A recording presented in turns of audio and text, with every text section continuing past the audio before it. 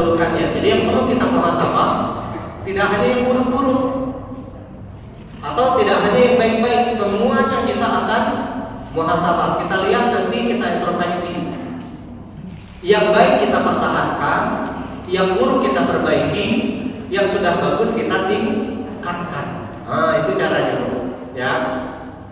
Ini pengertian muhasabah.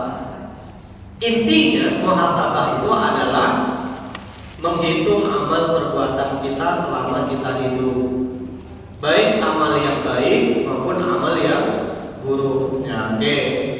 Mana dalil yang menyuruh kita bermuhasabah? Pertama, Al-Hasyr ayat 18. Nah, ini dia. Quran surah Al-Hasyr ayat 18. Allah Subhanahu wa taala berfirman, Bismillahirrahmanirrahim. Ya ayyuhalladzina amanu, wahai kalian orang yang mengaku dirinya beriman, wahai kalian yang masih punya iman di dalam hatinya, ittaqullah, takutlah sama Allah. Ya, bertakwa. Takwa itu artinya takut. Takutlah sama Allah. Lalu perintah yang kedua, wal tanzur nafsum ma qaddamat lighad.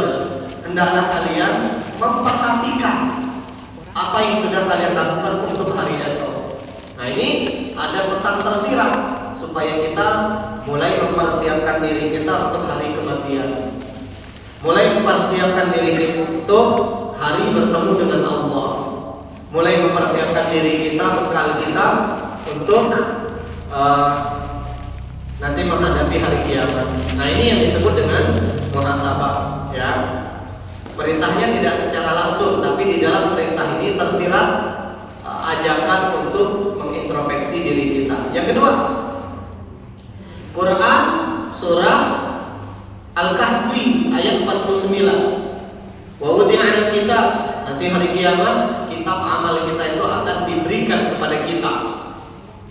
Fatarul mujrimin musyfiqina mimma fihi. Kalian akan lihat, kata Allah, nanti pada hari kiamat, al-mujrim. Siapa itu al-mujrim? Orang-orang yang ahli maksiat, orang-orang yang jahat, orang-orang yang zalim. Musyfiqina mimma fihi. Mereka ketika nengok catatan amalnya, mereka malu dan menyesal. Wa yaqulun, dan mereka pun berkata, mengungkapkan penyesalan mereka. Ya waylatana, ma li hadzal kitab la yughadiru saghiratan wa la kabiratan illa ahsaha. Ya Allah, ternyata dulu amal kami di dunia semuanya dicatat, tercatat tuh. Ketika diserahkan catatan amalnya, amal baik maupun amal buruk, semuanya diperlihatkan dan tercatat di dalam kitab yang nanti akan kita terima pada hari kiamat. Dan mereka merana, wa wajadu ma'amilu hadira, dan mereka melihat apa yang telah mereka lakukan. Wala yadlimu rabbuka ahada, dan Allah tidak akan menzalimi kita sedikit pun. Makanya saya sering mengajak kita semua, bunda, beramal itu jangan dipilah-pilah. Gawi-gawi pokok.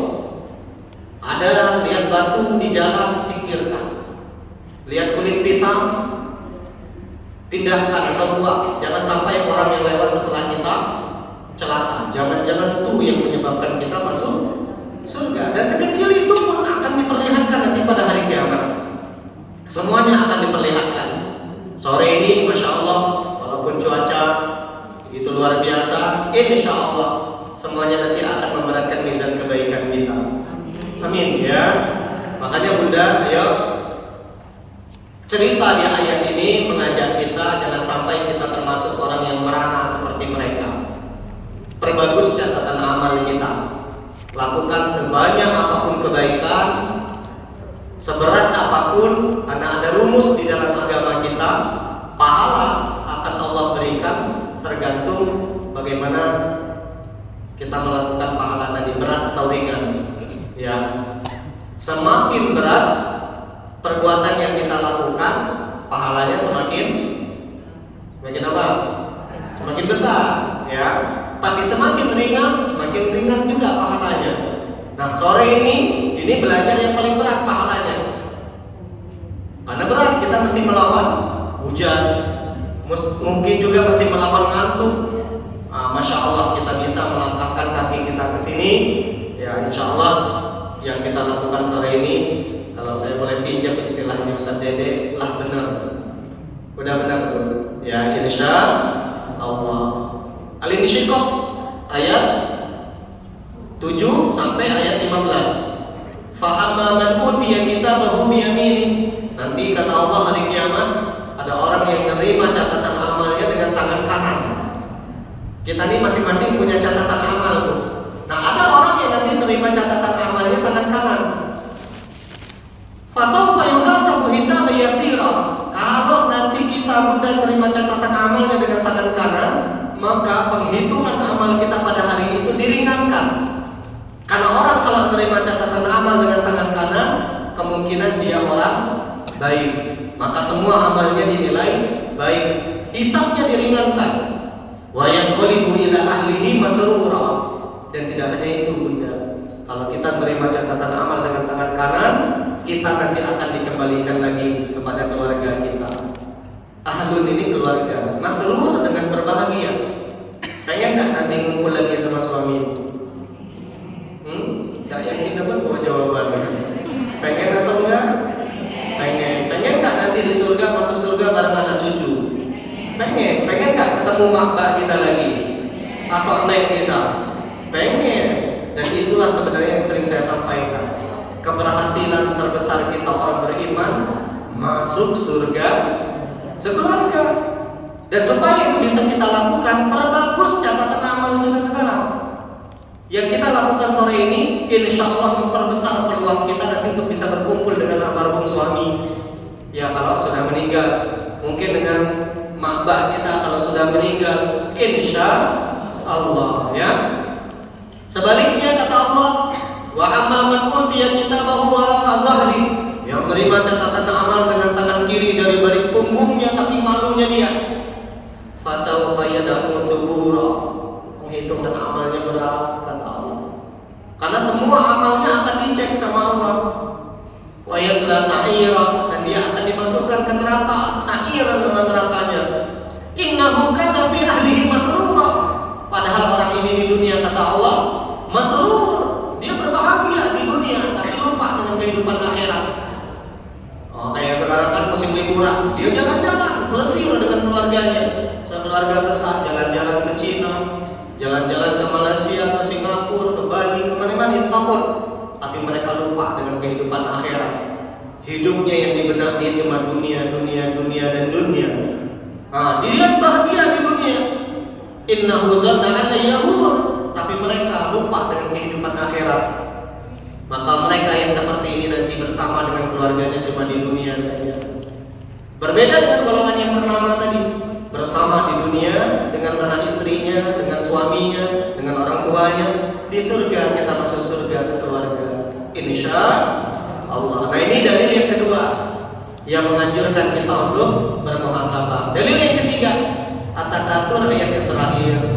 Tsumma latus'alunna yawma idzin 'anil na'im. Kalian kata Allah, yauma idzin, hari kiamat, pada hari itu, latus'alunna, pasti akan kami tanya. Jadi semua yang kita miliki ini, Bu, nikmat yang Allah berikan pasti ditanya satu persatu nanti oleh Allah. Umur kita ditanya, keluarga kita ditanya, harta kita ditanya, pangkat jabatan kita ditanya, waktu kita ditanya, tubuh kita ditanya, semuanya pasti akan ditanya. Apapun bentuk kenikmatan itu ditanya. Jangan sampai nanti saat Allah bertanya kita tidak bisa menjawab. Makanya pelajaran hari ini tentang muhasabah ini agar kita nanti tidak menyesal pada hari kiamat. Dalil hadis yang menyuruh kita bermuhasabah, riwayat Imam At-Tirmidzi dari Syaddad bin Aus. Syaddad bin Aus ini seorang sahabat. Qala Rasulullah sallallahu alaihi wasallam, al-qayyis. Apa itu al-qayyis? Orang yang cerdas. Kalau masih pengen punya anak, bagusnya kasih nama anak qayyis. Ya, qayyis. Kalau perempuan qayyisah, berarti orang yang cerdas. Kalau cowok dikasih nama anaknya Muhammad Al-Qayyis Al-Firdaus. Ya, dapat ilmu sedikit. Nah, itu insya Allah bagus, Bu. Ya. Ini dia. Siapa orang yang cerdas kata Nabi? Dua cirinya. Kira-kira kita termasuk nggak? Yang pertama ciri orang yang cerdas, mandana nafsahu, yang suka mengintrospeksi dirinya. Berarti orang yang cerdas dia akan muhasabah. Dia tidak maju terus, sesekali dia berhenti untuk melihat ke belakang apa yang sudah dia lakukan, baik atau buruknya. Jadi jangan maju terus. Kita perlu beristirahat sejenak untuk bermuhasabah. Itu ciri orang yang cerdas. Wa amila lima ba'dal maut. Dan yang kedua ciri orang yang cerdas, dia sudah tahu dia bakal mati, dia mempersiapkan kematian yang indah. Saya sering mengatakan, Bunda, bagi kita orang beriman tidak masalah kapan kita meninggal. Nah cepat, nah lambat, tidak sama lagi. Ya, biarlah urusan Allah itu. Kita bukan masalah juga mau di mana kita meninggal. Nah di bangka, di luar, di udara, di darat, di laut. Biarlah Allah yang menentukan. Tapi yang perlu kita pikirkan, macam mana kondisi kita ketika meninggal. Seandainya Bunda, jadi ada orang lagi ya. Seandainya Allah cabut nyawa kita sekarang di hari ini, kira-kira kita siap belum? Yang siap angkat tangan, macam penguin. Ada yang sudah siap tinggal sekarang? Belum. Nah, makanya nih kita beramal untuk kematian kita. Jangan sampai nanti saat datang kematian kita belum siap. Jangan. Persiapkan bekal sebanyak mungkin. Saya sering mengatakan yang punya harta, ayo hartanya jangan disimpan, Bu. Pergunakan beribadah di jalan Allah. Sedekahkan ke fakir miskin. Jadikan modal untuk haji atau umroh. Ya, jadikan modal untuk beramal. Cari pos-pos amal jariah. Itu harta kita. Ya, emas ini, Bu, tengok tadi banyak yang pakai emas, jual beli pulang dari ini, ayo. Jangan dipakai, karena menipu tinggal mendadak, bini baru ngambil. Ya, jangan sampai menyesal nanti. Ya, ayo beramal untuk hari kematian. Yang kedua, sebaliknya kata Nabi, kalau orang yang cerdas tadi dua cirinya, introspeksi diri, dan yang kedua beramal untuk hari kematian. Sebaliknya, wal ajiz, orang yang bodoh. Kalau saya pinjam istilahnya Rocky Gerung, dungu. Orang yang dungu, orang yang bodoh siapa? Manittaba'a nafsahu hawa. Barang siapa yang mengikuti hawa nafsunya, diturutin maunya. Orang yang suka mengikuti hawa nafsunya. Yang kedua, satu sisi wa tamanna 'ala Allah, banyak maunya sama Allah. Ngikuti hawa nafsu tapi banyak mau. Contoh, nak masuk surga, beramal tak kuat. Nah inilah orang-orang yang bodoh. Pengen masuk surga, disuruh ngaji dan disuruh belajar dan awal, disuruh sedekah pelit, pengen kayu pegawai datang. Nah begitulah kurang lebih. Pengen pintar belajar datang. Nah ini orang-orang yang bodoh. Tapi dia mengikuti hawa nafsunya, banyak maunya sama Allah. Kita termasuk yang mana nih? Yang nomor satu angkat tangan. Oke, simpel, dua, berani angkatnya tinggi. 4. Yang nomor 2. Yang nunjuknya apa jawabannya? Wallahu a'lam. Insyaallah kita nomor 1 ya. Ayo jadi orang yang cerdas, introspeksi terus ya.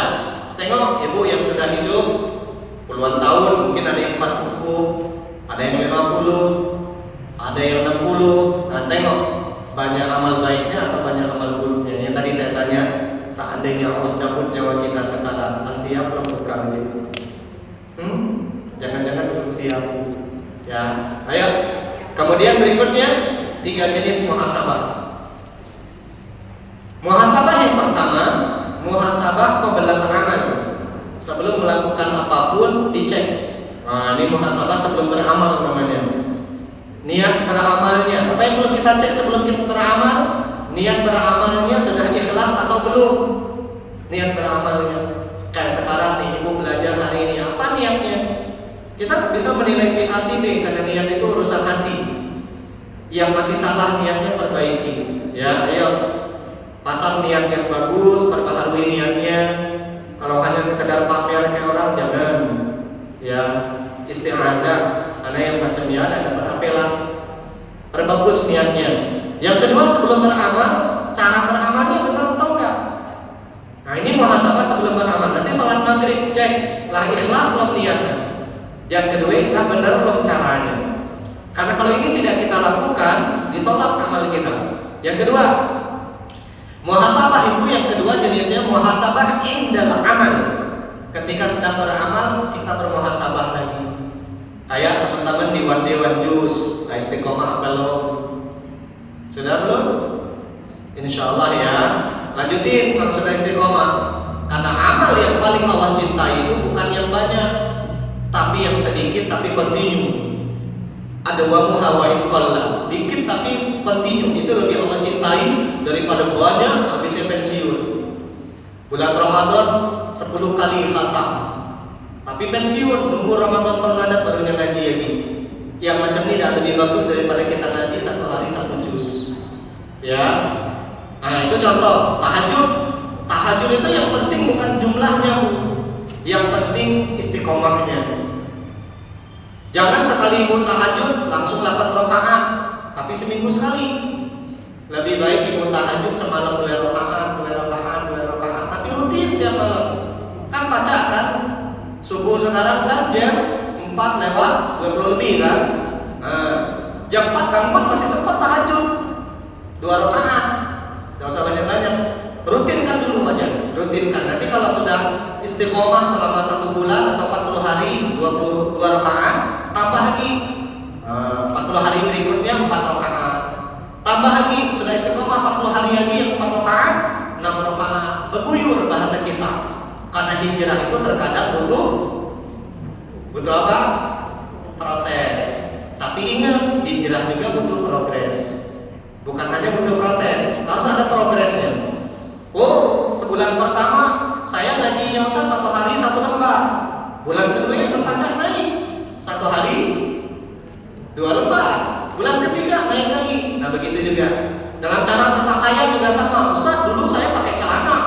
Oh, sekarang berarti bulan depan saya berniat pakai gamis atau pakai rok. Bulan berikutnya mulai ada kenaikan. Progres namanya.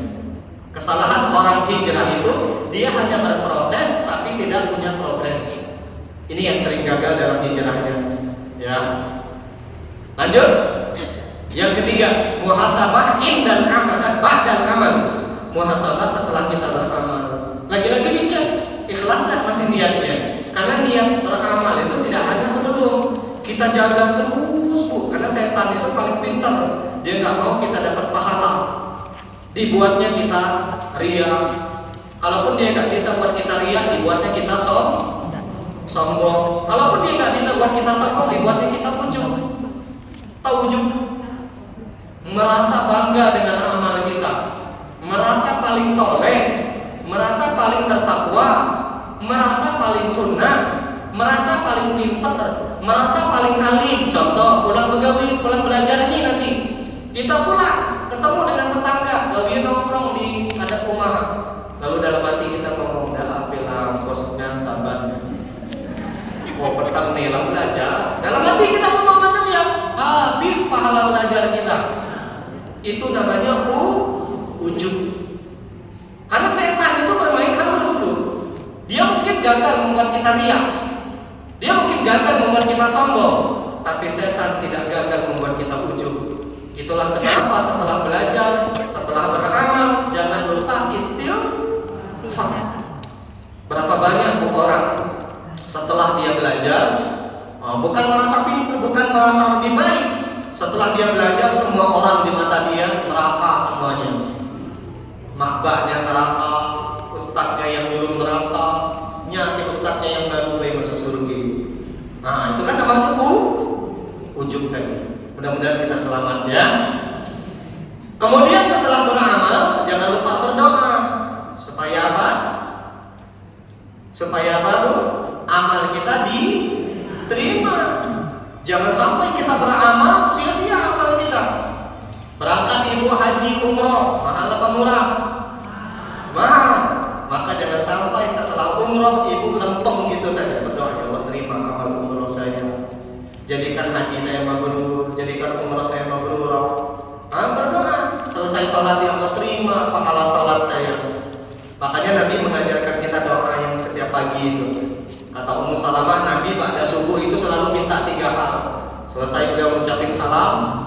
Allahumma intuka ilman nafi'an.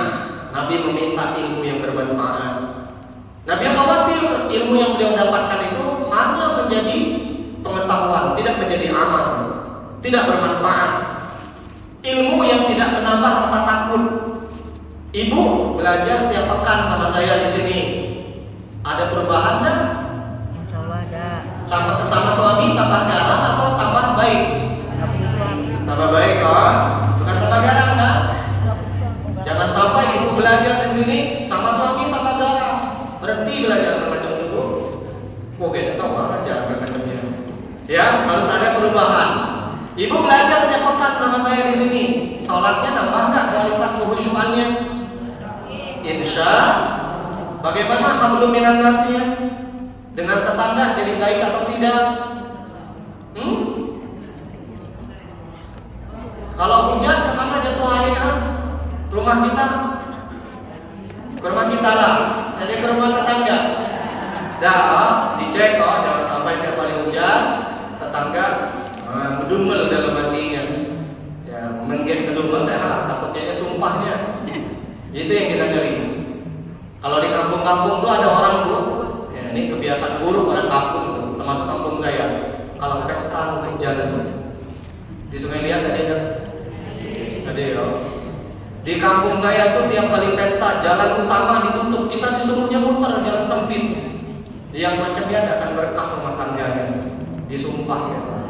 Nah, makanya nanti kalau suatu saat maksud saya ibu menikahkan anak cucu, jangan mengganggu kepentingan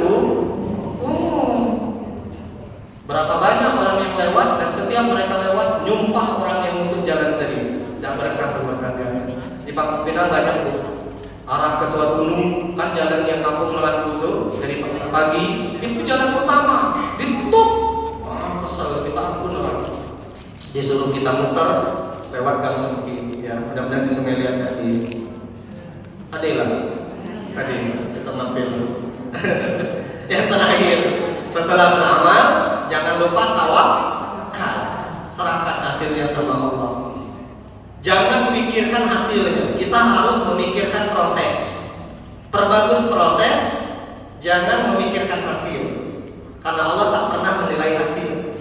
Dulu pernah saya sampaikan, kalau Allah menilai hasil, Nabi Nuh gagal jadi ayah. Anaknya Kan'an tidak beriman, padahal bapaknya Nabi. Kalau Allah menilai hasil, Nabi Ibrahim gagal menjadi anak, bapaknya pembuat patung. Kalau Allah menilai hasil, siapa lagi? Nabi Lut gagal jadi suami karena istrinya ikut dianggap. Kalau Allah menilai hasil, Nabi Muhammad gagal jadi keponakan. Abu Thalib sampai akhir hayatnya tidak mengucapkan kalimat tauhid. Itu semua pelajaran buat kita. Allah tak pernah menilai hasil. Kalau Allah menilai hasil, mestinya Siti Hajar lari bolak-balik 7 kali Safa Marwah, mestinya nemu air. Kalau tidak di Safa, di Marwah. Tapi di mana dia temukan air? Di telapak kaki Nabi Ismail. Itu pelajaran buat kita. Jangan terlalu fokus pada hasil. Fokuslah pada proses. Karena proses insya Allah tidak akan mengkhianati hasil. Didik anak kita dengan pendidikan yang terbaik. Entah mereka jadi ahlul Quran atau tidak, orang baik atau tidak. Tawakalna ala Allah. Ibu punya suami, nasihatin. Dengar alhamdulillah, jangan terlalu dipikirkan. Tawakalna ala Allah. Ibu, kita beramal saja Bu, dengan amal apapun. Karena kita pertama nggak pernah tahu amal mana yang memasukkan kita ke surga. Terus beramal, kita juga nggak tahu amal mana yang diterima. Perbagus proses, jangan fokus pada hasil. Deal? Kalau udah deal pulang kita. Deal lah? Oke, kita lanjut. 7 alasan mengapa pentingnya kita bermuhasabah. Nah ini Bu.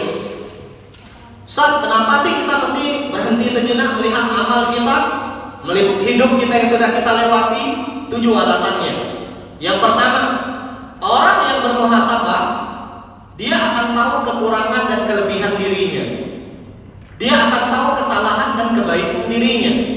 Tapi kalau kita nggak pernah muhasabah, kita nggak tahu kualitas diri kita. Ya, kita langsung masuk ya. Nomor 1, nah ini dia. Kenapa kita mesti bermuhasabah? Agar mengetahui kekurangan dan kelebihan diri sendiri. Bukan kelebihan orang, kelebihan kita. Kita tahu dengan bermuhasabah tadi, oh saya ini Qur'annya masih membaca ngaji, saya masih belajar. Nah, kita tahu kualitas kita. Oh, saya sudah punya hafalan, alhamdulillah saya jurus mesti nambah lagi. Tapi kalau kita nggak pernah bermuhasabah, kita nggak tahu kualitas diri kita. Ini ada pepatah orang Arab. Halakamru'un lam qadrah. Celakalah seorang yang tidak tahu kadar kemampuan dirinya. Nah, penting kita bermuhasabah. Nanti ada hal-hal yang perlu kita muhasabah, ya. Dengan kita bermuhasabah, insya Allah kita jadi tahu, oh, kualitas saya sekarang seperti ini. Dengan kualitas sekarang ini kira-kira cukup belum? Nah, itu maksudnya, Bu. Kita ada kekuatan mengetahui kemampuan diri kita sendiri. Ilmu kita sejauh mana. Dengan kita bermuhasabah, kita tahu iman kita bagaimana, amal kita seperti apa, kita jadi tahu. Tapi kalau kita nggak pernah menengok ke belakang, nggak pernah introspeksi, nggak pernah bermuhasabah, kita apa diri kita, ya nggak kenal bahkan. Yang kedua, agar terhindar dari kemaksiatan dan dosa. Dengan kita bermuhasabah, kita jadi tahu, oh ternyata berdukun itu tidak jadi. Iya, karena Nabi pernah mengatakan, barang siapa mendatangi dukun, peramal, tidak akan diterima sholatnya berapa hari? 40 hari. Dengan kita bermuhasabah, oh dulu saya pernah berdukun, berarti sholat saat saya berdukun dulu tidak diterima 40 hari. Nah, lalu kita ngecek ke diri kita, berarti ke depan jangan lagi ngeceknya. Nah, ini pentingnya, terhindar kita dari dosa dan maksiat. Dengan kita bermuhasabah, kita jadi tahu ternyata penghuni neraka yang paling banyak siapa? Wanita. Penyebabnya apa? Tidak mau taat sama suami. Dan yang kedua, ini sering lupa, sering mengingkari kebaikan suami. Nah, setelah kita bermuhasabah, saya dulu pernah bentak suami saya, berarti adab jangan lagi, karena ternyata itu bisa memberatkan mizan keburukan saya. Ternyata ridho suami, ridho Allah itu tergantung ridho suami. Bayangkan kalau saya bentak suami saya, ridho tidak Allah. Sama seperti itu, oh saya dulu pernah bentak emak bak saya. Padahal ridho Allah terletak pada ridho orang tua. Nah, dengan kita bermuhasabah, kita ngecek, pernah nggak kita melakukan kesalahan-kesalahan tadi? Kalau pernah, kita taubatkan. Insya Allah kita terhindar dari kemaksiatan dan dosa. Oh, dulu saya pernah makan harta haram, ambil duit orang, minjem duit, ya, dibayar, misalnya. Nah, setelah kita tahu ternyata semua dosa orang diampunkan kecuali satu dosa hutang, mikir kita tak dapat kita hutang lagi. Yang ketiga, mengapa kita mesti bermuhasabah? Agar termotivasi untuk melakukan amal soleh. Contoh misalkan, setelah kita belajar kita tahu ternyata orang yang membaca Quran itu pahalanya dihitung per huruf. Di awal surah Al-Baqarah ada 3 huruf di sana. Bagaimana cara bacanya, Bu?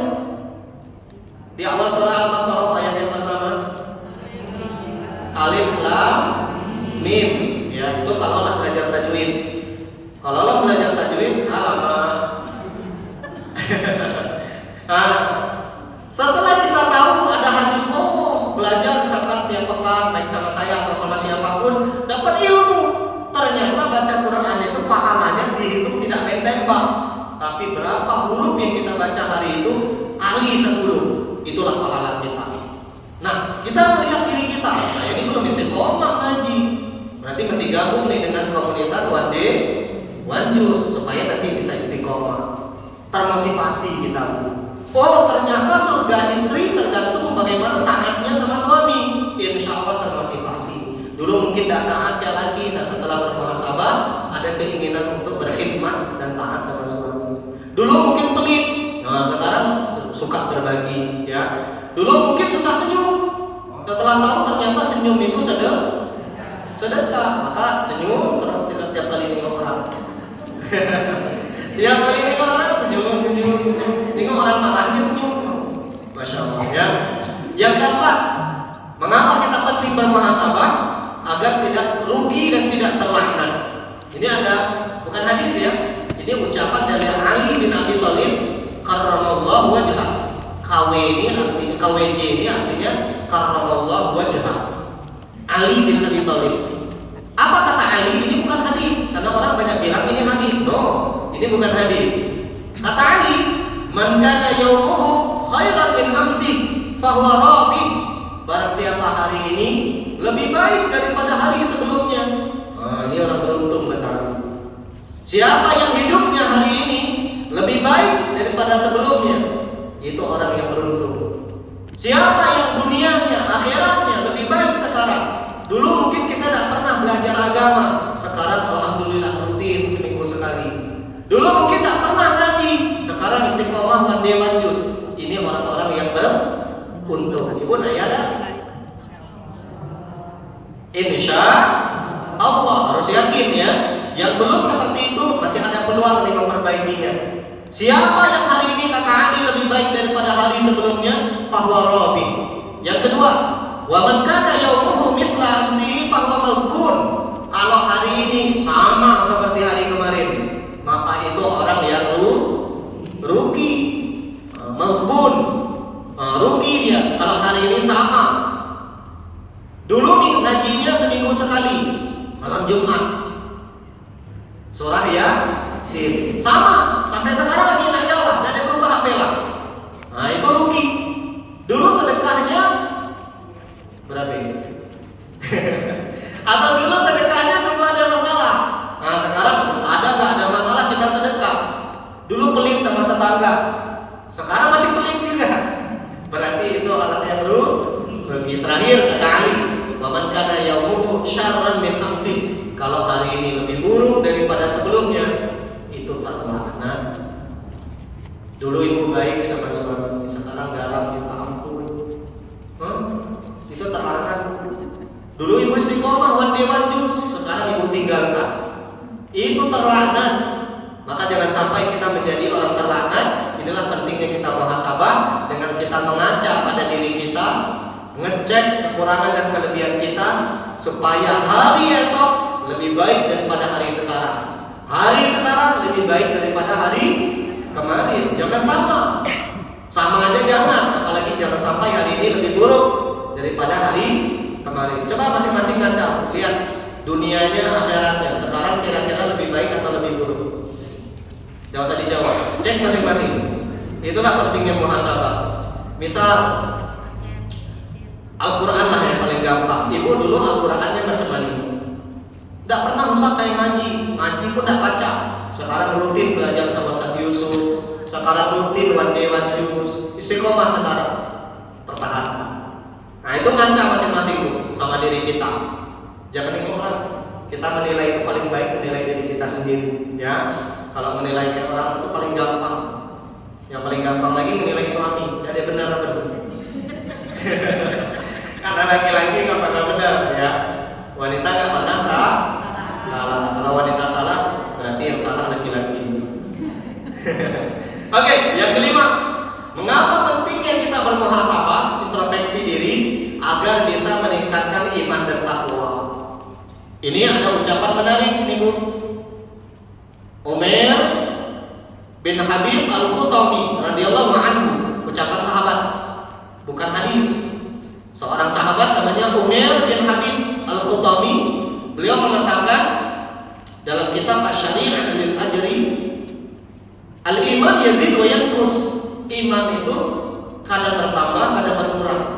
Iman kita gitu. Kadang naik, kadang turun, kadang nambah, kadang kurang. Ada seseorang bertanya, wa maziyadatuhu wa manuqsan. Bagaimana iman bisa bertambah dan bagaimana iman bisa menurun, berkurang? Dijawab oleh Umar bin Habib Al-Khutami, idza dzakarna Allah wa hamidnahu wa sabbahnahu fadzalika ziyadatu. Ketika kita banyak berzikir, ketika kita memuji Allah, mensucikan Allah, maka itu akan menambah iman kita. Majelis ilmu ini mengingatkan kita ke Allah atau tidak? Ini zikir namanya. Ya, ngaji zikir, bahkan nama lain dari Al-Quran itu adzikr.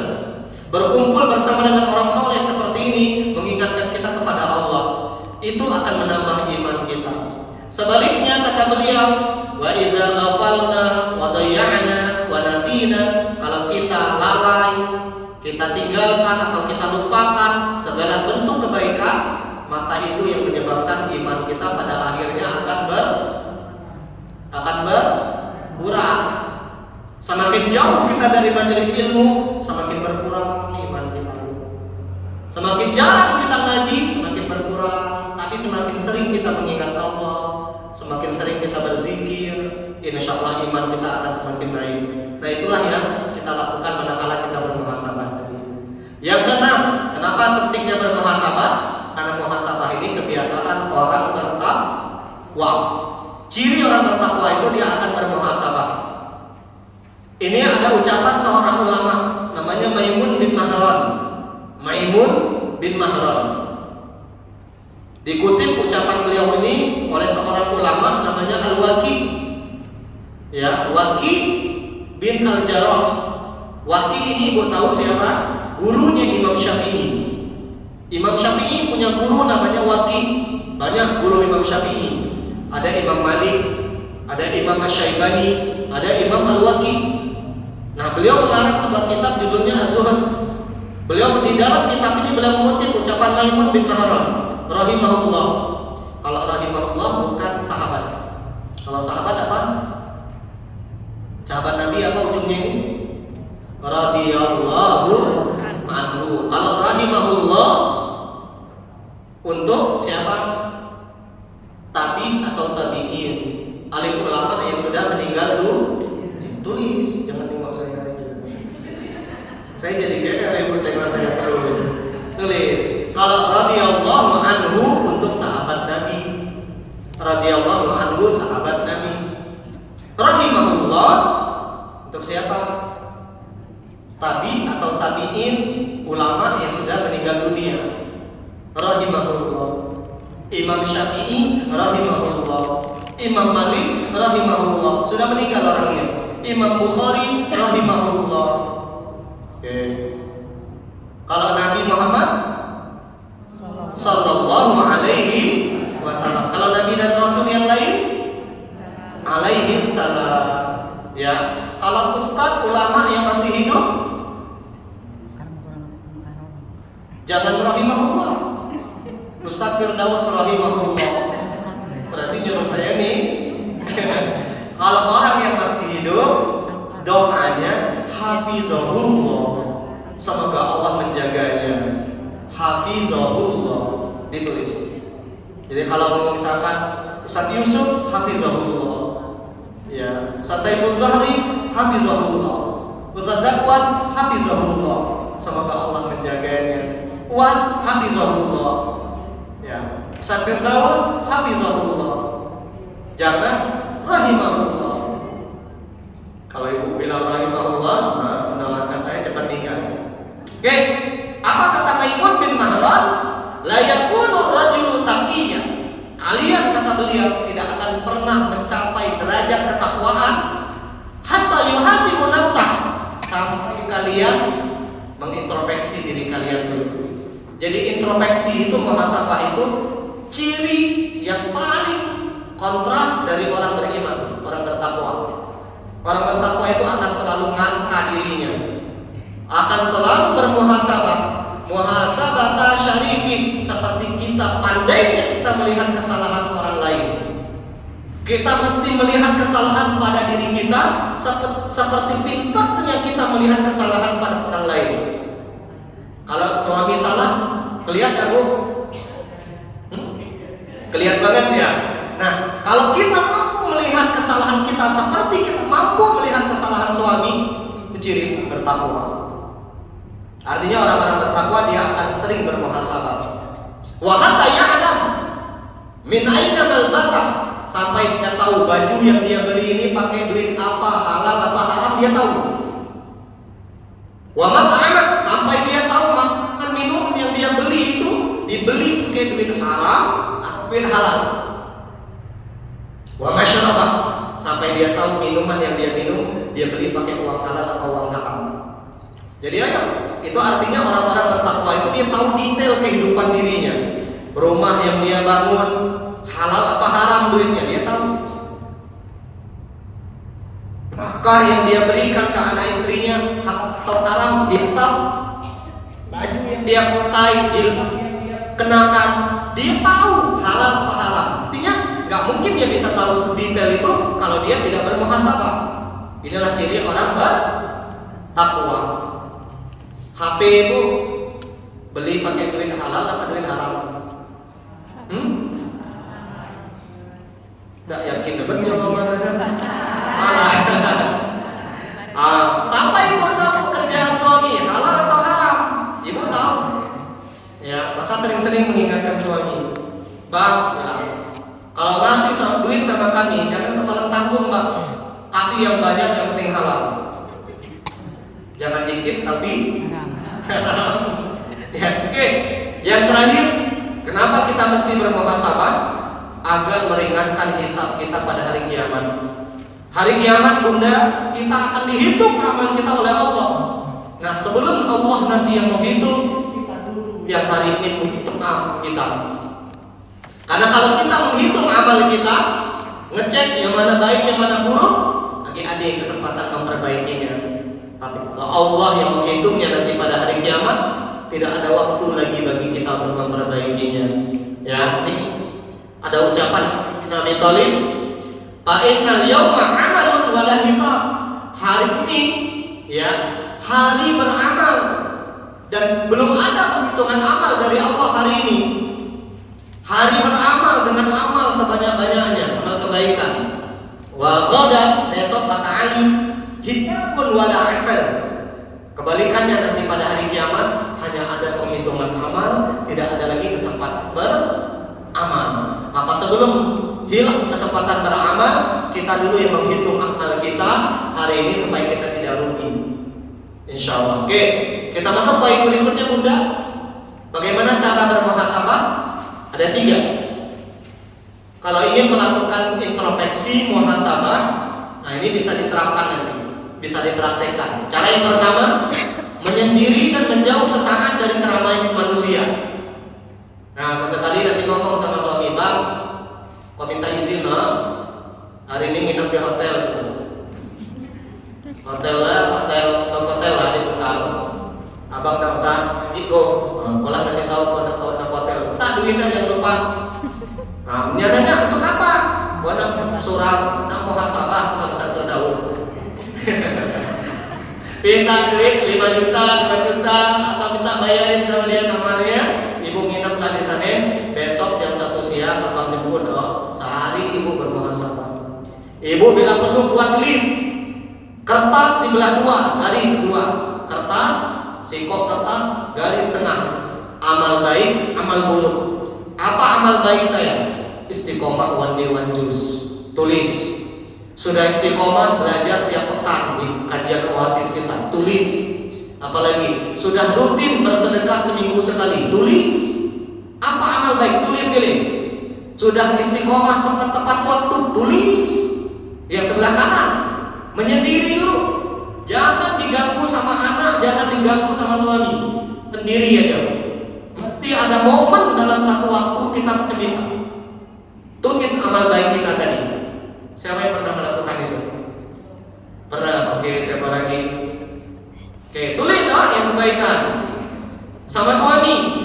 Saya sudah taat sama suami, tidak satupun perintahnya saya langgar lagi. Tulis apapun kebaikan itu, tulis di kolom sebelah kanan, kolom sebelah kiri apa keburukan. Oh, saat nomor 1 taipau. Tulis taipau. Sombong, tulis. Yang kedua, jarang tetapi jarang senyum, tulis. Yang ketiga apa misalkan masih suka berbohong, tulis. Apapun, oh saya ngaji saya belum lancar, tulis. Belum punya hafalan, tulis di kolom sebelah kiri. Sama anak, sama suami, sama tetangga, sama orang tua, tulis semuanya. Sama Allah, tulis.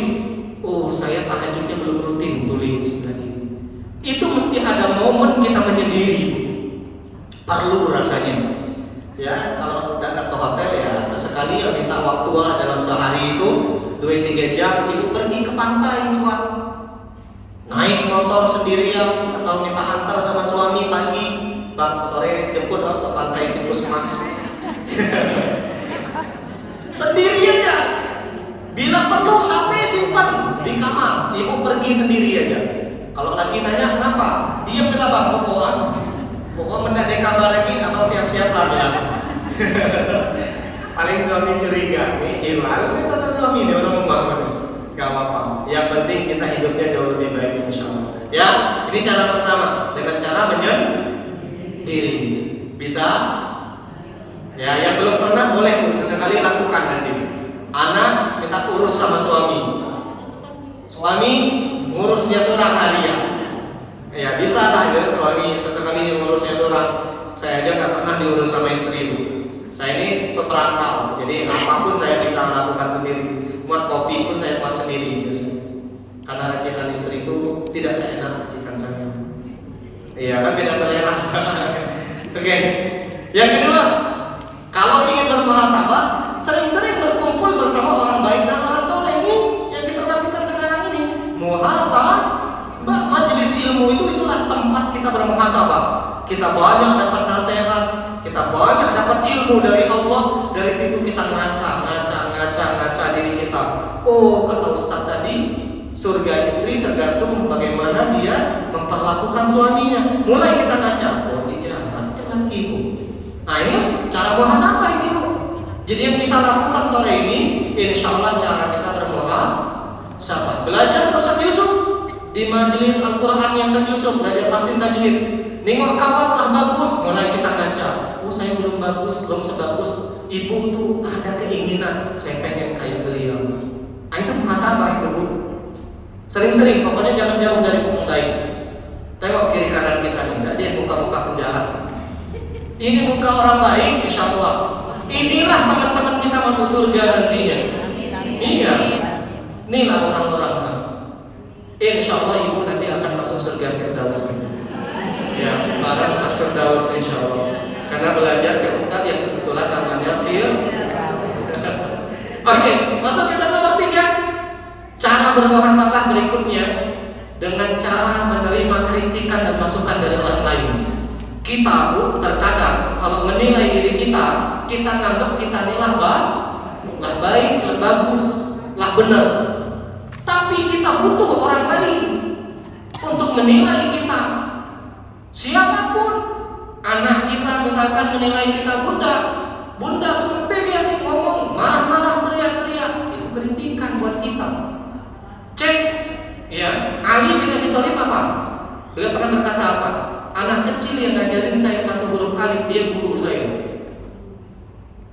Dalam banget itu Bu. Jadi Ali itu tidak memandang siapa orang yang ngasih nasihat, tidak memandang siapa orang yang ngasih masukan. Selagi itu kebaikan diturutin. Kita ini hanya mau menasehati orang tapi tidak mau dinasehati. Mau ngeritik orang tapi nggak siap dikritik. Ibu siap ngeritik suami, siap kan? Tapi kalau suami ngeritik ngamuk. Istri yang di sana, di sini jangan. Jangan. Nah ini cara yang ketiga. Dan yang paling bagus ngeritik kita bukan suami, siapa? Kalau suami malah ada jujur dia. Bang, kone lah baik loh, lah kata suami. Karena kita takut kayak itu. Bang, kone ngomong apa beda? Udah, lurus. Yang paling bagus ngeritik kita siapa? Bukan anak. Siapa? Bukan orang lain, siapa? Diri kita sendiri. Bukan. Musuh kita. Nah, cari siapa yang pernah melain kita, musuh kita. Kalau dia ngasih kritikan itu objektif. Kalau musuh, ada yang punya musuh itu. Jangan dicari tapi maksud saya, ya musuh satu itu sudah terlalu banyak. Kawan 1000 orang itu masih sedikit. Ya, oke. Sudah tahu cara bermuhasabah? Bisa ya, insya Allah ya. Pertama, cari waktu nanti bisa dipraktekkan pulang dari sini, menyendiri. Kalau susah bisa, kami nggak izinkan keluar, laki gelah ngomong lah tua, kapo gelah tua. Ya udah pada tahajud. Pada tahajud ibu muhasabah. Selesai sholat tahajud witir sambil nunggu sholat Coret-coret itu lebih gampang gitu. Kolom kanan untuk kebaikan yang sudah kita lakukan, kolom kiri untuk keburukan yang masih kita lakukan atau pernah kita lakukan. Nah itu paling bagus. Ya 10 menit, 20 menit menjelang subuh itu cara bermuhasabah. Yang kedua, sering-sering berkumpul dengan orang soleh, orang baik seperti ini di majelis ilmu seperti ini. Insya Allah kita nanti mulai ngancam diri kita, ngancam. Lalu yang terakhir, siap menerima kritikan dan masukan dari siapapun. Bunda-bunda yang dimuliakan Allah, waktu untuk muhasabah. Nah, dalam bermuhasabah ada muhasabah yang sifatnya harian. Nah, ini contohnya, Bu. Dalam sehari ini paling bagus melakukannya sebelum tidur. Lagi-lagi menggunakan coretan tadi, Bu. Muhasabah hari ini 5 waktu sholat, ada nggak yang telat? Nah, dicoret. Nah, ini muhasabah harian namanya. Muhasabatul yaumiyah. Harian. Yang perlu dimuhasabah harian apa? Sholat tepat waktunya. Karena bunda kan tidak ke masjid, maka sholatnya cek tepat waktu atau tidak.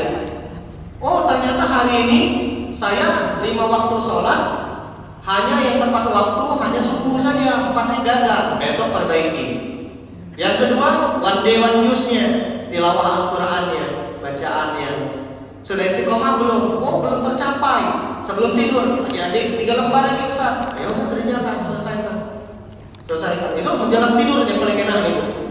Kemudian yang ketiga, menghafalnya one day one ayat yang kemarin saya ajarkan. Saya mengajak teman-teman yang sudah istiqomah one day one juz, mulai ada keinginan menghafal one day one ayat. 1 hari 1 ayat. 10 hari lah 10 ayat. 100 hari lah berapa ayat? 100 ayat. Ya, enggak terasa Ibu, setahun Ibu hafal 1 juz. Apalagi kalau one day one page Ibu menghafal 1 halaman. Oh, cepat tuh progresnya. Ya, menghafal itu nggak ada urusan dengan umur. Orang yang menghafal Quran itu otaknya pasti cerdas. Saya 4 tahun di Mesir, kalau bukan karena hafalan Quran, nggak mungkin lancar 4 tahun. Kenapa kami bisa lancar? Biasanya yang lancar 4 tahun pasti hafal Quran. Tapi yang 7 tahun, 8 tahun, seperti film Ketika Cinta, bertasbih Abdullah Khairul Azam itu, nah itu kebanyakan mereka nggak hafal Quran. Ya, orang yang hafal Quran itu otaknya cerdas. Ibu pengen anak ibu cerdas, suruhnya hafal Quran. Ibu sendiri pengen cerdas, hafal Quran. Dan orang yang punya hafal Quran, otaknya lambat pikunnya. Insya Allah. Tapi kalau ibu sering lupa, nah itu biasanya jarang hafal Quran. Duha, nah ini muhasabah. Tahajud, istighfar 100 kali. Nah ini target harian yang harus kita muhasabah. Ya, ini bisa dipraktekkan. Insya Allah kalau nanti ibu lakukan, hari ini akan ada perubahan daripada sebelumnya. Makanan, kajian ilmu, oh oasis rutin, oke, contek. Sedekah, oh setiap Jumat misalkan atau setiap kajian, oke, contek. Puasa sunnah Senin Kamis, oh Senin aja, contek. Silaturahim, sekalian dengan kajian, nah, contek. Ini muhasabah yang sifatnya makanan. Bulanan, zakat harta, jangan lupa. Penghasilan, profesi itu kan ada zakatnya. Yang punya sawit keluarkan zakatnya, yang punya timah keluarkan zakatnya. Khataman Quran, kalau one day one juz itu pasti khatam sekali dalam sebulan. Kan sehari juz, sebulan 30 juz, kecuali dalam sebulannya 29 atau 28. Februari itu ada. Tapi selain Februari, insya Allah bulannya selalu 30-31. Desember ini 31. Nah ini target nih. Kemudian berbagi makanan, itu targetkan sebulan sekali. Kemana? Tetangga sebelah kanan. Bulan depan tetangga sebelah depan. Bulan berikutnya tetangga sebelah kiri. Tetangga sebelah belakang. Bulan depan lagi targetkan untuk komunitas kita. Mungkin juga untuk pesantren yatim piatu. Kegiatan bermanfaat apa nih, misalkan olahraga, jogging dan seterusnya. Tahunan, zakat fitrah, zakat harta, kurban, targetkan setiap tahun sekali. Niatkan dulu pokoknya. Jangan ditanya duit dari mana, dari Allah. Ya, yang penting mau berusaha. Amal jariah, puasa Ramadan. Target seumur hidup, haji harus ditargetkan. Minimal sekali seumur hidup. Target bu. Bermimpilah dulu, jangan sampai tidak pernah bermimpi. Berniatlah dulu, jangan sampai tidak pernah berniat. berniat, ini target seumur hidup sekali. Umroh, akikah anak, nah itu targetkan. Ya, oleh anaknya udah gede. Kalau anak masih akil balik, belum di target akikah. Laki-laki kambingnya 2, perempuan kambingnya cukup 1. Terakhir, Bunda, perkara apa yang harus kita muhasabah? Ada 12. Yang pertama yang harus kita introspeksi, akidah.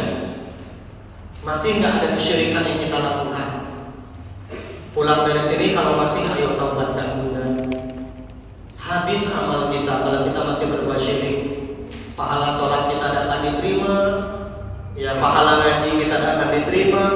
One day one juice, tapi yang ingin penjimat sampai sekarang tidak diterima Bunda. Haji umrah bolak balik, tapi pulang berdukun.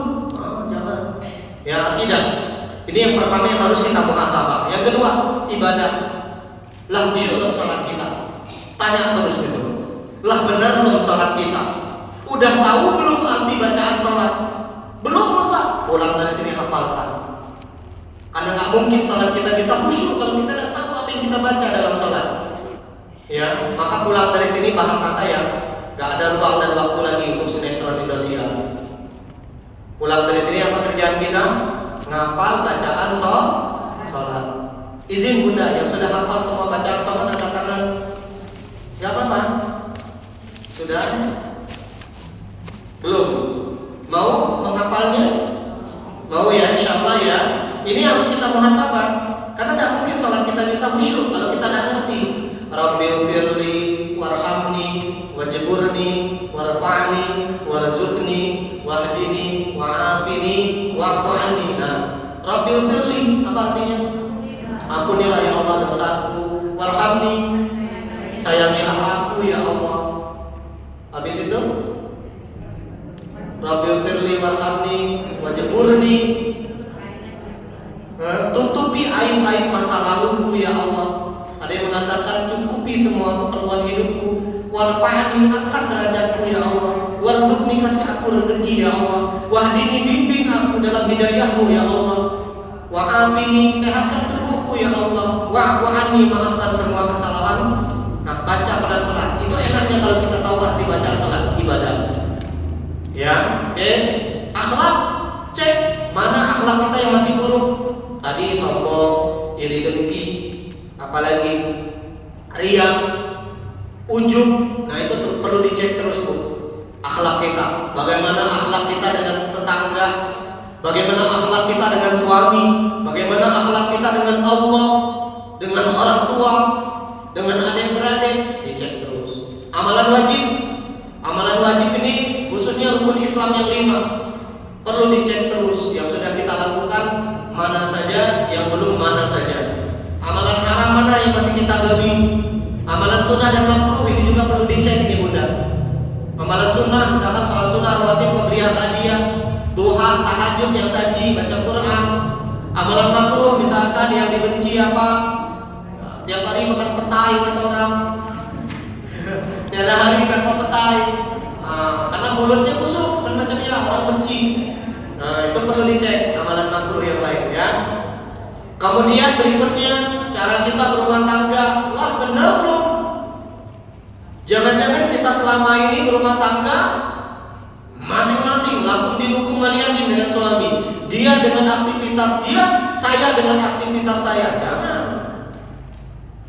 Sekarang ayo melakukan kebaikannya sama-sama. Tahajudnya bareng sama suami. Pada maghrib ayo Bang kita buat program maghrib mengaji. Pada maghrib kelak tuh makan ngaji dulu. Nah itu berumah tangga. Dan sudah benar belum arah kita berumah tangga ini? Jangan-jangan kita cuma bersama di dunia dengan pasangan, dengan anak-anak kita. Di muhasabah terus. Teman muhasabah Bu. Mana teman-teman yang toksik, teman-teman sampah kita, yang tidak menambah kebaikan kita sama sekali. Iman tidak nambah, amal kita tidak nambah, ilmu kita tidak nambah. Yang tiap kali ngomong sama dia, dunia saja yang dia cerita. Teman yang seperti ini cukup jadikan kenalan saja. Apalagi teman-teman yang menjauhkan kita dari kebaikan. Kita mau datang ke sini, tidak usah dah, kita ngopi gitu. Teman yang macamnya lah.